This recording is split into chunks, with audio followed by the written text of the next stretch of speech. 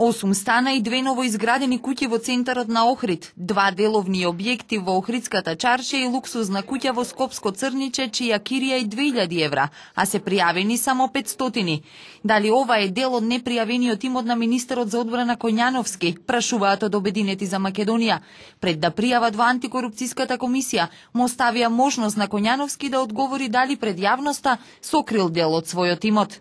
Дали со плата од државна администрација може да се стекне волкав имот?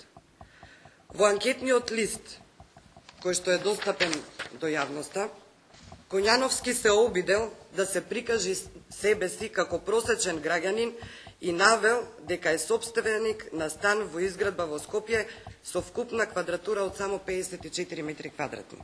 Министерот за одбрана Коњановски негира дека неговиот анкетен лист не е целосно потполнет. Тврди дека нема куќи и станови во Охрид.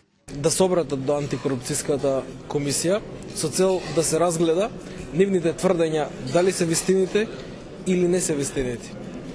Јас категорично тврдам дека имам, 8 станови, дека плаќам кирија од 2000 евра на местото каде што живеам.